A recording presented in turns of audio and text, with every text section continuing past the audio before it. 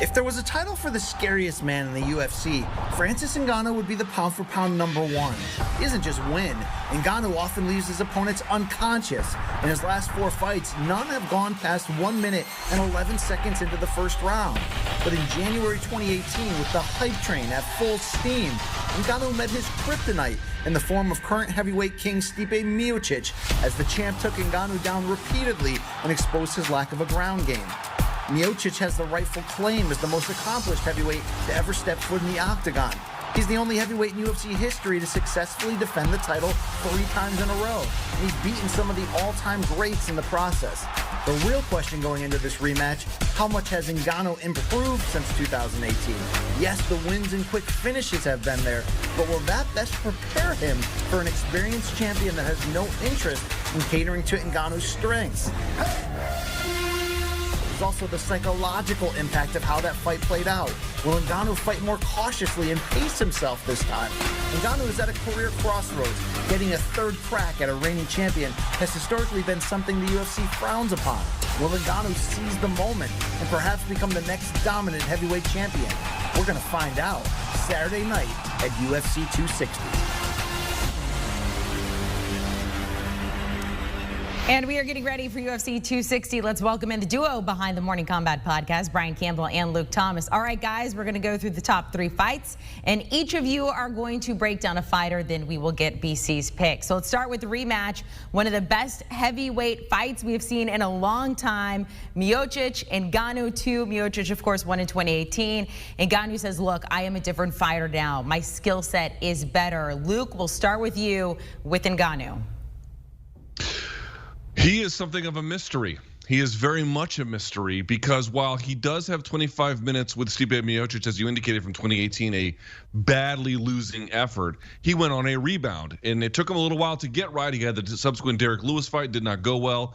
But he's had a series of very quick finishes to the point where you can't even tell if the guy has improved. Look at his last fight against Jairzinho Rozenstruik. Someone like Francis Ngannou, maybe the hardest hitter in all of MMA, and you have someone like Rozenstruik who had a kickboxing on an international level background, and he gets wiped off the face of the planet in 18 seconds. But then you watch the actual combination, it's not kickboxing 101. It's a little wild, it's a little reckless, but it just gets the job done. And you're asking yourself, okay, he clearly won.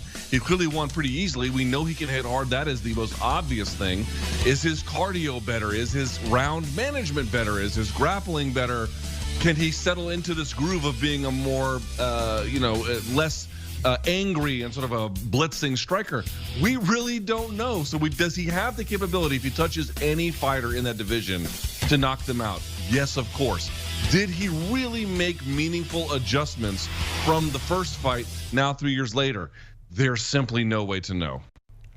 BC, what are the keys for Miocic in this one?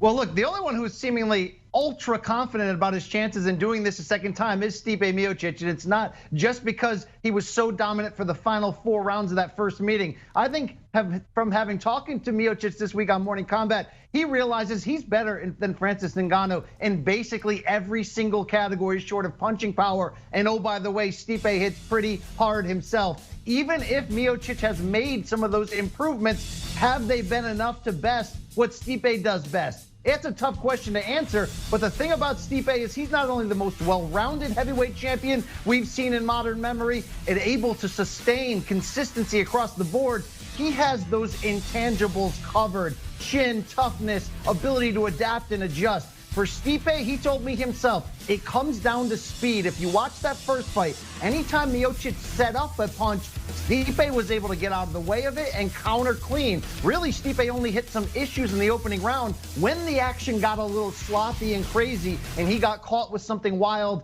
and inevitably walked through it. So for Stipe, he said he's going to come in slimmer than the first fight, losing a little bit of weight to add to that speed, and he thinks speed will be the difference. Miocic is the underdog here at +105, but he says, look, I am used to being the underdog. This does not faze me. BC, your pick to win. Look, I've been on the fence like crazy. I've picked against Stipe Miocic so many times in his career. I even picked against him the other day when I was calculating it. But after taking it all in, and I do believe he can do it again. Yes, he's 38 years old. Yes, this fight could end at any single time if Ngannou hits the big one. But let's realize what Stipe is. He can come through the wars. He can walk through hell and survive big shots. If this goes to the ground, he's going to have a monster advantage. I like Stipe to do it twice. All right, let's go down the fight card to Tyron Woodley trying to save his career facing Vicente Luque. Woodley has 3 straight losses. He says, however, the pandemic has helped him get back on track. We'll see if that's true. Luque coming in with a 7-1 record. BC, we'll start with you. What is Luque's tactic in this one?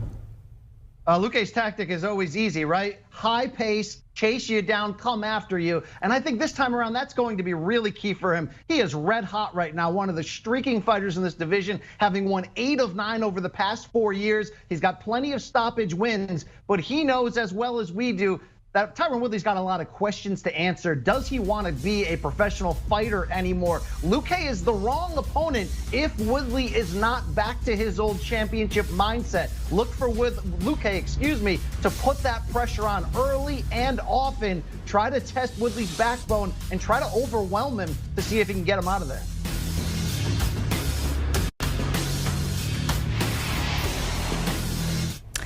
All right, Luke, tell us about Woodley here. Can he, in fact, try to save his career in some way? What a incredible moment for a guy who is easily one of the very best to have ever done it in this weight class, in the weight class's entire history. Not the very best. You've got St. Pierre, maybe Hughes above him, but he's in that conversation. That's how good he's done.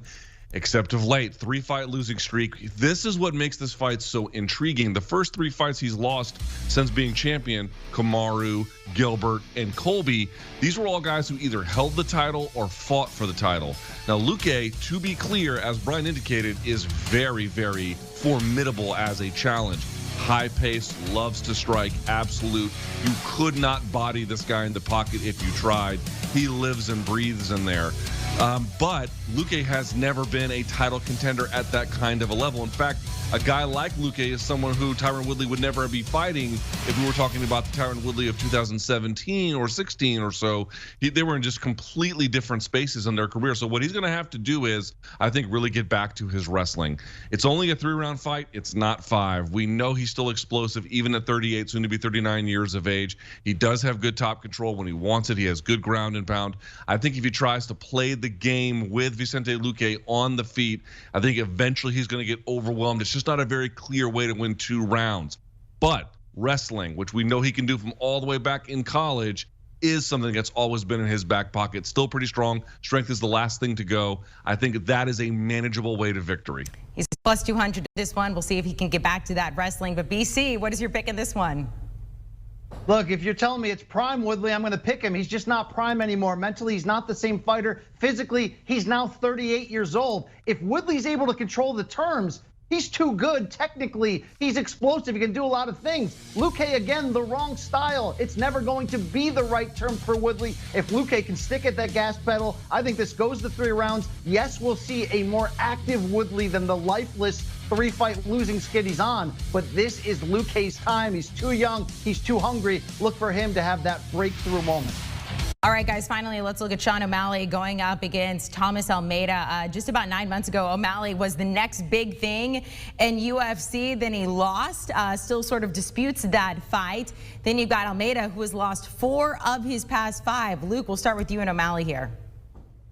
O'Malley is a little bit up against it in terms of public perception, losing to Chito Vera in his last fight via a leg kick that kind of caused, not permanent, but in the moment nerve damage to the point where he couldn't really use his leg and he was ultimately overwhelmed on the ground with strikes. He doesn't even take the loss as literal, one that he has to accept on the record books, but one that he doesn't even accept in his mind. But that really rubbed the fan base wrong. So partly he's got to get right with them.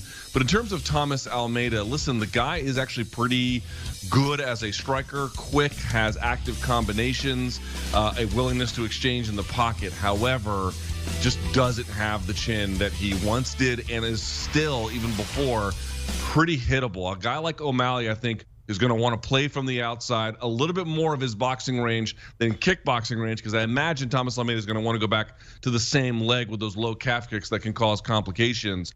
But a guy like Almeida, a little bit more focused on volume. A guy like OMalley, a little bit more focused on quality sniper-like shots. So I think a lot of fakes, a lot of feints, a lot of movement, a lot of setting traps for Thomas Almeida, and then firing when the time is right. His kind of boxing range, maybe second, third round is where it's really going to go down for OMalley if in fact it does.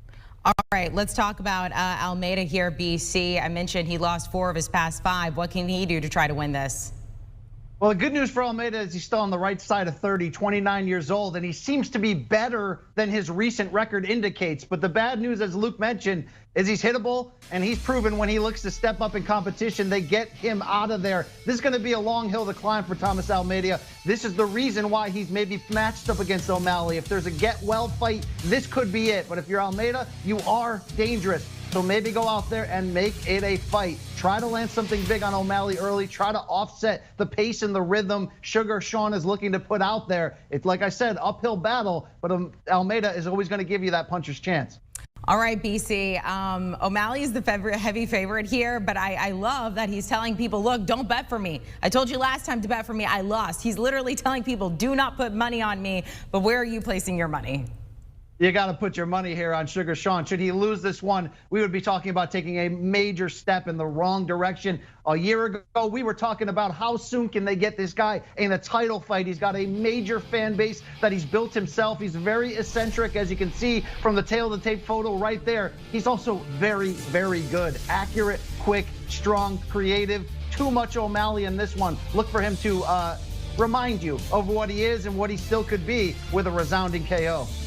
All right, guys, thanks so much for your insight there. And of course, BC, your picks, the keys for each particular fight. Of course, we'll see how it all plays out in UFC 260. You can hear much more from these two on their fantastic podcast, Morning Combat, right now. Everything you need to know, gearing up for these fights, especially Miocic and Ngannou. They break down each side. Do you want a sports network that delivers everything that matters about the game? The highlights, the picks, the instant analysis, no yelling, no fake debates, no politics. Hit the subscribe button and never miss a moment.